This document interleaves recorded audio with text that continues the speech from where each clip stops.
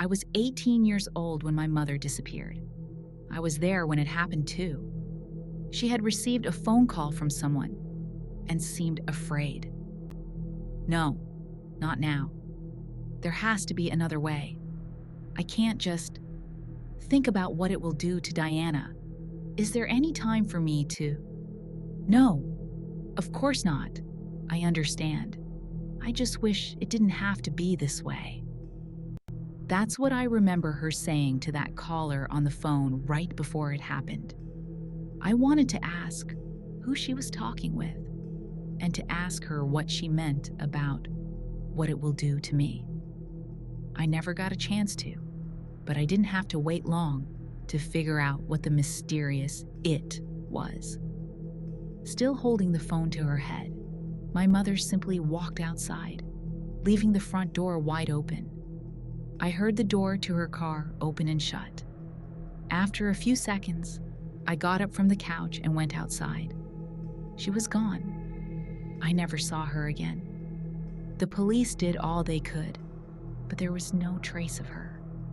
Every lead they checked out brought back nothing. It was as if she had simply dropped off the face of the planet. It hit my father pretty hard, of course it did. He took up drinking, and I wound up losing him 10 years later in a car accident.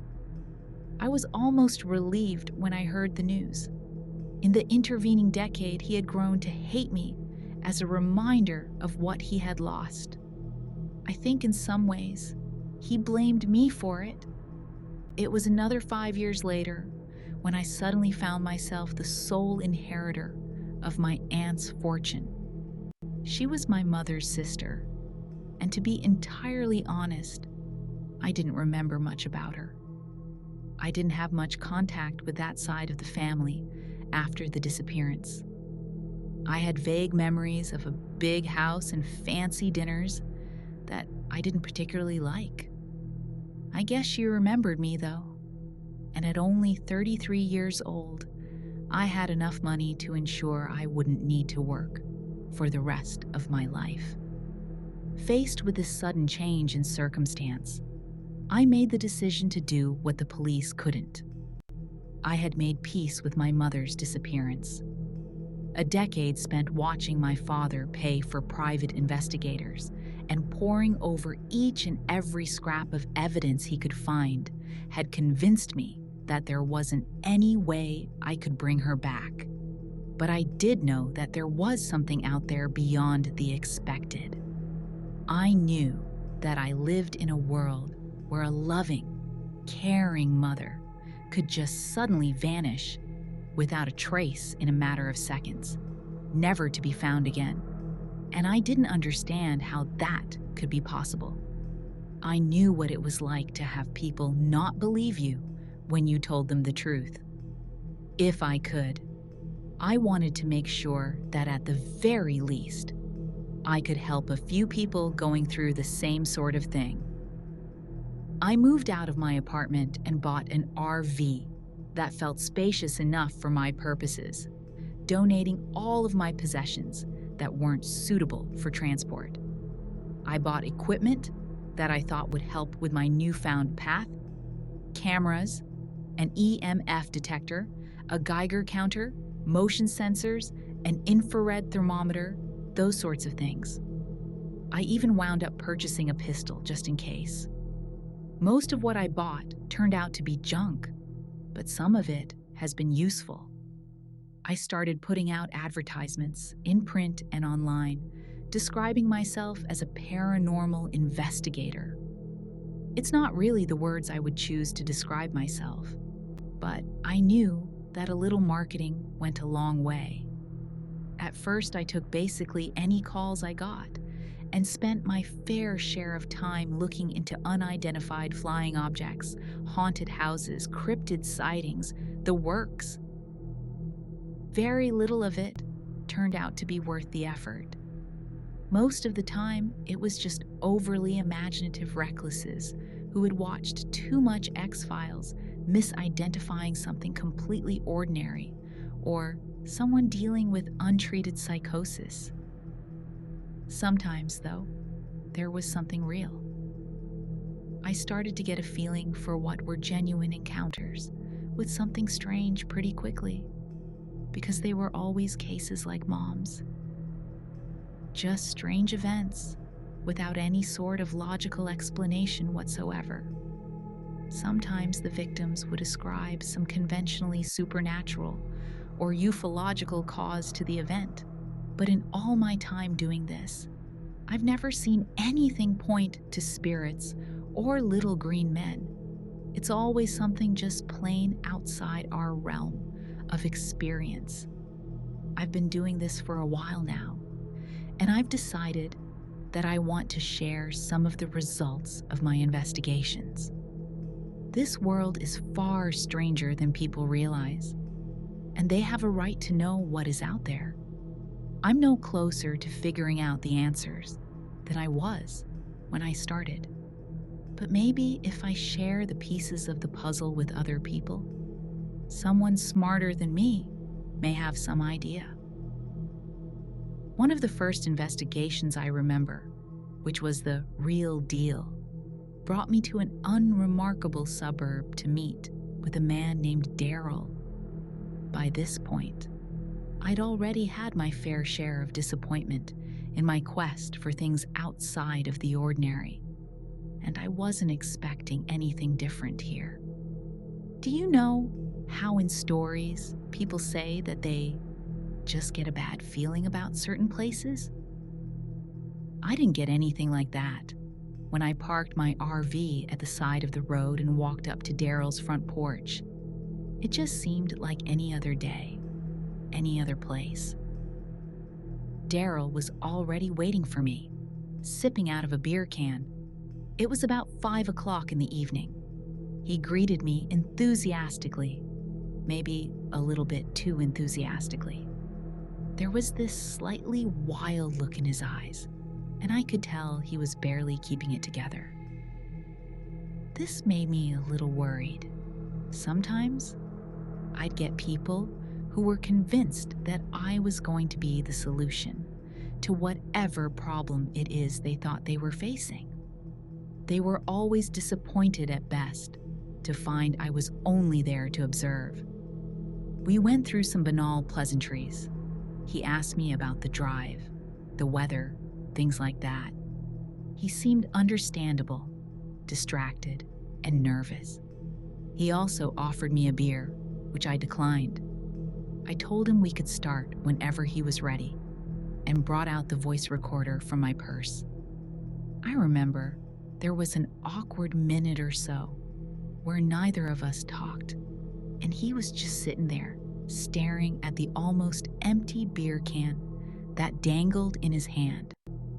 Eventually, he drank the rest of it and tossed the empty can onto his lawn. I noticed that it wasn't the only one. He told me he was ready, and I hit start on the voice recorder. I like to keep an accurate record. All right, I'm recording. Can you state your first name and age for the record? I asked. Daryl, 36, he said, looking at the voice recorder slightly warily. All right, I said. Now, can you tell me why you contacted me, Daryl?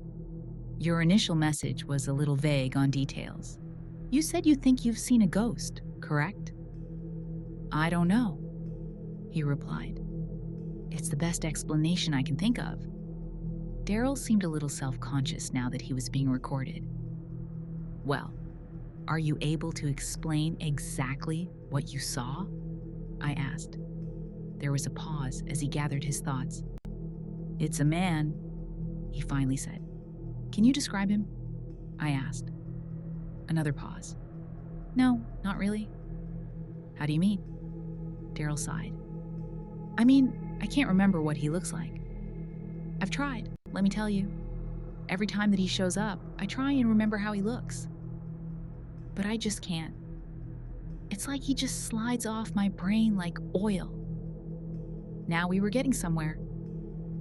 When did you first see him? I asked. Well, I moved here about a year ago, but I only noticed him a couple months ago. He shows up on the first Saturday of every month, late at night, What does he do? Daryl closed his eyes and took a sip of his beer. He hangs himself. He shows up with a ladder and sets up a noose at the streetlight, then hangs himself. He brings a ladder? Daryl nodded. Yeah, it's too high for him to put the noose there without it. What happens to the ladder? You know, after he... I trailed off. The cop takes it. The cop? I asked. Daryl sighed, opening his eyes. Sorry, maybe I should slow down. There is this cop that's there. He's always there when the man hangs himself. He just parks nearby in a truck and watches, like he's making sure everything goes like it is supposed to. The first time I tried to interfere, and he pulled a gun on me. When the man is dead, the cop cuts him down and takes the ladder and puts them both in the back of the truck.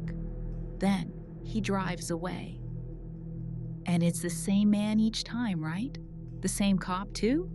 I asked. Yeah, Daryl said. That's why I figured it might be a ghost or something. It happens the same way every time, like they're acting out a script. Has anyone else seen this? I asked. Maybe the neighbors, perhaps? Daryl smirked. Don't have any neighbors. I don't understand. I'm the only person who lives on this street. I looked around at the houses surrounding us and the cars in their driveways. I'm sorry. I don't mean to contradict you, I said warily. But there are plenty of other houses here. I see cars in the driveways, no for sale signs. Everything indicates they are inhabited. Why do you say you don't have any neighbors? Be quiet for a minute. Just listen, said Daryl. There was a slightly manic look on his face. What am I supposed to hear? Just listen. I did as he asked and stopped talking. I kept the voice recorder rolling, in case there was some sort of sound I could pick up. That's when it hit me. It's so quiet.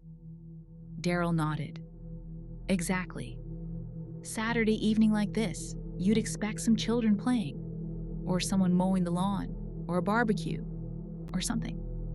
Any sort of noise. But there is just nothing. I swallowed, feeling somewhat exposed. That doesn't necessarily prove anything. You calling me a liar? He asked. He said it plainly, as if he didn't care one way or another. No, I'm sorry. I just like to be thorough. Let me show you something. Daryl got up from his chair and gestured for me to follow him. He led me to the house immediately next to his and walked over to the car in the driveway. It was a 4-door sedan, if I remember correctly, though I can't recall the make or model. Do you notice anything? He asked. I'm afraid I don't. Look at the license plate. What am I supposed to be looking for? Just humor me. Keep the numbers in your mind. Now take a look at this. He led me to the next house over. There was another car there. This one's some sort of compact. I looked at the license plate. It suddenly dawned on me what was wrong. They're the same, I muttered. Exactly, Daryl said. And that's not all. He walked over to the hood and pulled it open. I remember thinking it was strange that he was able to do that. Isn't there supposed to be some kind of lock to prevent that? I peered inside and my eyes widened. Where the hell is the engine? Daryl shrugged. I don't know. They're all like this, though. Just empty shells with the same license plate number. The houses are all unlocked too, if you want to check. They're decorated inside, but it's like it's a showroom or something. Nobody has ever lived there. When did you first notice this? Daryl thought for a moment. Only after the first time I saw the man hanging himself. I knew I couldn't call the cops about it, because there already was one of them just sitting there and letting it happen. I wanted to see if anyone knew what was going on. So I went next door to try and get help. The door was unlocked, and nobody was in there. It was like that with every house on the block. Was it always like this? I asked, still looking at the empty shell of a car. I don't know, said Daryl. It's possible. We walked back to his porch. He reached into a cooler and brought out another beer, which he opened with his teeth. You said this hanging happens every first Saturday of the month, I said. Yes. That's today. Yes, that's what I wanted you to be here, Daryl said. It'll happen around midnight. That should give you plenty of time to get ready for it. I tried to hide my nervousness. It was becoming clear that whatever was going on, it was real. Is there any other information you can give me? Anything else you might remember that could be important? Daryl shook his head. Nothing I can think of. I'm as much in the dark as you are. All right. I'm going to stop the recording. From there, I had 7 hours to get everything ready. I set up cameras aimed at the streetlight and started taking photographs of the fake cars and empty houses. I checked around the neighborhood with the EMF and Geiger counter. Everything came up normal. There was no sign of any radiation or electromagnetic anomalies. After a while, I didn't have anything else left to do, and I just wound up sitting there on the porch with Daryl, chatting. I usually try to stay sober on the job, but I had so much time on my hands that I finally took Daryl up on his offer of a beer. I didn't record the conversation we had at that point, so I can't guarantee that anything I write down is 100% accurate. But I do recall that when it was getting pretty late, I wound up talking with him about what happened to my mother and why I lived the way that I did. The discussion went something like this, if memory serves. It sounds rough, what you've had to go through, he said. Do you think you'll ever find her? Doing this, I mean? I don't think so. It's not about finding her. She's been gone so long, it's hard to even know what I'd do if she did turn back up. Really, I just want to get some kind of proof that these sorts of things happen, you know? That the world isn't as simple as we think it is. I was a little buzzed from the beer, but not too much. When I drink, I tend to go for harder stuff. There was a pause for a bit as he thought about what I said. When he opened his mouth again, his voice was quiet, contemplative. You know, I don't really know why I told you it was a ghost. Whoever that man is, he's flesh and blood. They wouldn't have to take away the body if he wasn't. I guess it's just easier to accept it if you can give a name to it. It's like all those alien abductee types, how they go on and on about, you know, the Nordics and the Greys and stuff. They want to classify things so that they make sense to them, so they can pin something on their conspiracy board and create a narrative. It's easier to accept that there is some kind of greater system that you can learn and understand than to admit there isn't a system at all. Daryl was staring at the streetlight as he said this. I'm not saying they're right about all that, I said. But there has to be some sort of explanation for these sorts of things. I don't think we can just toss aside the idea that it might be possible to understand it. Daryl shook his head. We've been on this earth for thousands of years, and we're still no closer to knowing how the universe works than we were when we were living in caves and hunting mammoths. We just have a lot more fancy words To describe the stuff we can't understand is all. Before I could say anything in response, he raised a finger and pointed. He's here. I looked across the street. I saw a man, dragging a ladder with him, headed towards the streetlight. To this day, I can't describe what he looked like. I can't tell you if he was tall or short, how old he was, what color his skin was. Hell, I can't even remember what kind of clothes he was wearing. I just know he was a man, or at least I'm pretty sure he was. Nothing else stands out. As he walked, a police truck pulled in from around the corner and parked across from the streetlight. The windows were tinted. As the man set up his ladder, I walked up to him. Daryl stayed behind on the porch, just watching. As I got closer to the streetlight, I saw one of the windows of the truck roll down. There was a man in a police uniform in there, with aviator sunglasses on. I realized at that moment that the truck didn't have any markings, which indicated what police department it belonged to. It just said, "Police." I turned on the voice recorder and approached the man with the ladder. He was climbing up it now, holding a coil of rope. "Excuse me, sir," I asked, trying to sound as casual as possible.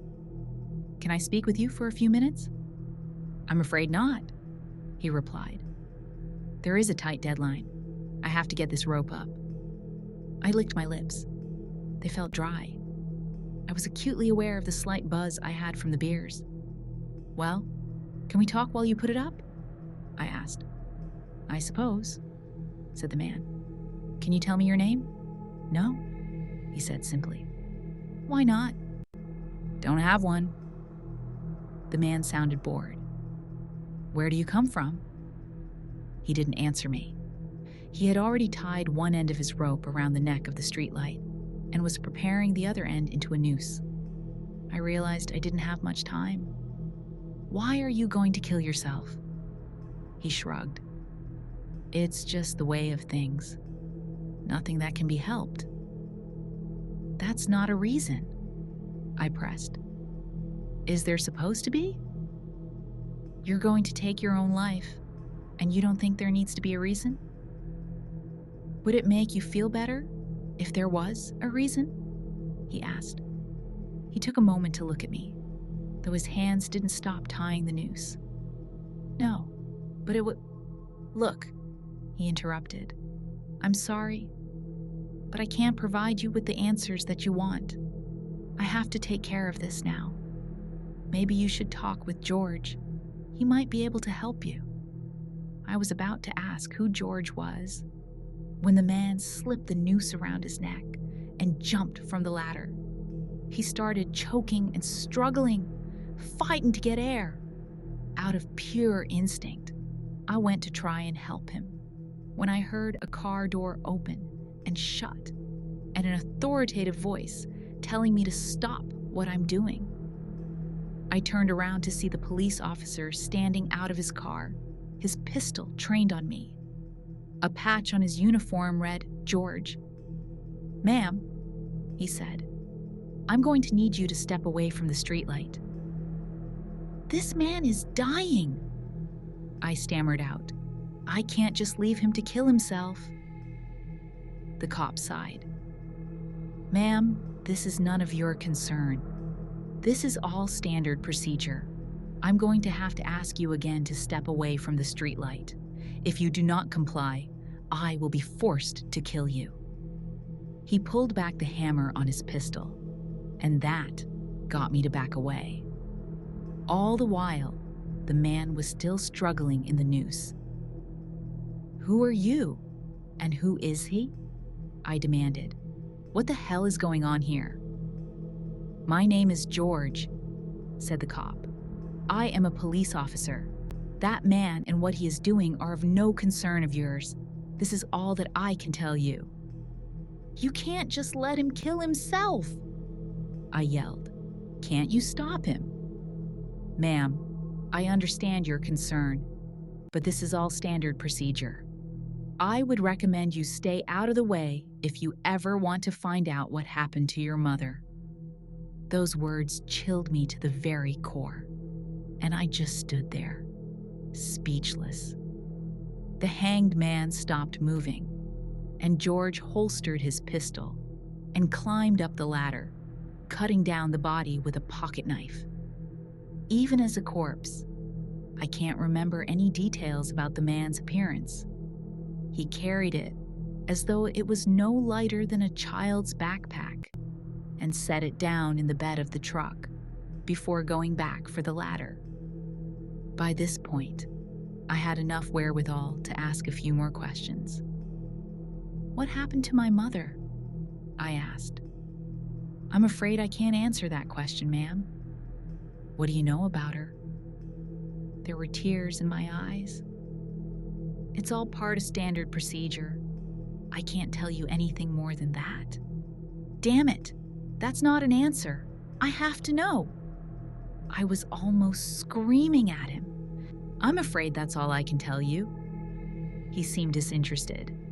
"People are going to hear about this." "Have a good evening, Diana," he said. With that, he closed the door to the truck and drove away. I didn't do anything to stop him. As he drove off, I saw that the license plate of the truck was the same as all of the other cars on the street. I never saw Daryl again after I said my goodbyes that evening. I went back to see him the next month to try and get more information, but his house had become like all the others on his street, with another fake car with a fake license plate. The footage I pulled from the cameras I set up weren't any help. The files came up corrupted. I had nothing left to prove that the events which occurred that night actually happened. I stayed out there until the morning came on that now entirely empty street, but nobody showed. Whoever the hanging man is or was, I only got to see him once.